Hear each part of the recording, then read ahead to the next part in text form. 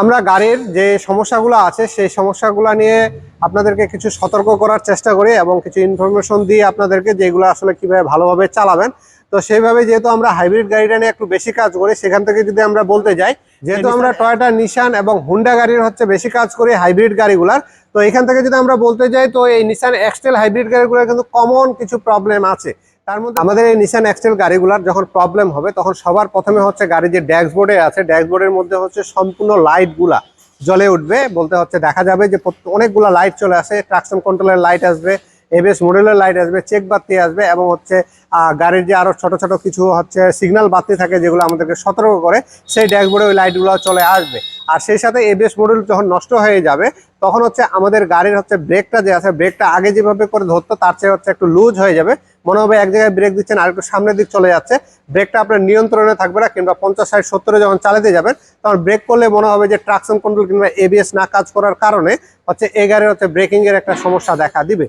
এরকম যখন সমস্যা দেখা দিবে, তখন আমাদেরকে ধরে নিতে হবে যে আমাদের এবিএস মডেলের সমস্যা দেখা দিচ্ছে। তো এবিএস মডেলটা যদি আমরা না চিনে থাকি, তাহলে আমরা ওটা একটু আপনাদেরকে দেখাই দিব যে ব্রেক বুস্টার এবং এবিএস মডেল দুইটাই আমরা কমপ্লিট ইনপুট করে নিয়ে আসি এই গাড়ির জন্য। তো ওখান থেকে যদি আমরা দেখাই, এটা কিন্তু কমপ্লিট সেটটা আসে, এখনো কিন্তু এটা এবিএস মডেল থেকে আলাদা করা হয়নি, এখনো ফিটিং করাই আছে। গাড়িতে যেভাবে করে লাগানো ছিল সেভাবেই নিয়ে আসা হয়েছে। তো এটা এবিএস মডেল বলা হয়। এবিএস মডেলটা হলো এটা। আর এ পাশে যেটা দেখতেছেন, এটা ব্রেক বুস্টারটা কমপ্লিট, যে মাস্টার সিলিন্ডার সহ, মোটর সহ, সিলিন্ডার সহ কমপ্লিটটা এই জায়গায় আছে। ব্রেক বুস্টার, মাস্টার সিলিন্ডার যেটা বলি সেটা। আর এবিএসটা আলাদা থাকে। এই নিসান এক্সটেল গাড়ির এবিএস গুলো আলাদা থাকে। তো এটা এবিএস, আর এটার একটা পার্ট নাম্বার আছে, আমরা যদি এখানে দেখাই, এটা হলো বিএক্স পার্ট নাম্বার, দেখতে পাচ্ছেন। এই বিএক্স পার্ট নাম্বারে আমরা এবিএস মডেলটা আমরা লাগাবো। আর সেই সাথে তো আমরা জানি নিসান এক্সটেলের গিয়ার বক্সের সমস্যা আছে। তারপর এসি এর যে সার্ভে মোটরটা আছে, অনেক সময় সার্ভে মোটরের ক্যালিব্রেশন আউট হয়ে যায়, এগুলো প্রবলেম আছে। তো আমাদের যখন ব্রেক বুস্টারের সমস্যা হলে কিন্তু ড্যাশবোর্ডের মধ্যে সিগন্যালগুলো একই রকমের চলে আসছে, প্যাডেলটা হার্ড হয়ে যাবে, আর ভিতরে একটা বিপ সাউন্ড হবে যখন এই ব্রেক বুস্টারটা নষ্ট হয়ে যাবে। আর এবিএস মডেলটা নষ্ট হয়ে গেলে, যেটা বললাম, যে ড্যাশবোর্ডের মধ্যে সব লাইটগুলো চলে আসবে, কোনো শব্দ হবে না, আর ব্রেকটা একটু স্লো হয়ে যাবে, এরকম মনে হবে যে ব্রেকটা ছেড়ে ছেড়ে দিচ্ছে, এই সমস্যা দেখা দিবে। তো স্ক্যানিং করলে বোঝা যায় এবিএস এর কোডে থাকলে এবিএস মডেল খারাপ হয়েছে, ব্রেক বুস্টারের কোডে থাকলে, ব্রেকের কোডে থাকলে ব্রেক বুস্টারটার মোটরটা নষ্ট হয়েছে, কিংবা বিচ সাউন্ড করলে ব্রেক বুস্টারের মোটর নষ্ট হয়েছে।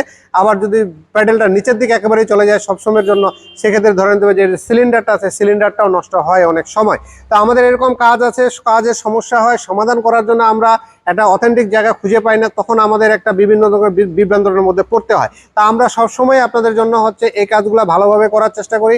আমাদের এখানে রিপেয়ারের ব্যবস্থা আছে, রিকন্ডিশনের ব্যবস্থা আছে, এবং ব্র্যান্ড নিউরও ব্যবস্থা আছে। তো আপনারা ফোন কলের মাধ্যমে জেনে নেবেন প্রাইসগুলো, কিংবা সরাসরি এসেও আপনারা প্রাইসগুলো জেনে নিতে পারেন, কিংবা আমাদের ওয়ার্কশপে ভিজিট করে আমাদের সাথে কথাবার্তা বলে কি সুবিধা করলে গাড়িটা কম টাকার মধ্যে সমাধান করা যায়, সব অপশনগুলা আপনারা আমাদের কাছে একে ফ্রেন্ডলি ভাবে মিশতে পারবেন, এবং আপনাদেরকে আমরা এই সাপোর্টগুলো দিয়ে থাকি। আর এমার্জেন্সি ক্ষেত্রে রাত দিন যখনই আপনাদের গাড়ি এমার্জেন্সি সিচুয়েশনে পড়ুক, আমাদেরকে আপনারা ফোন দিতে পারেন।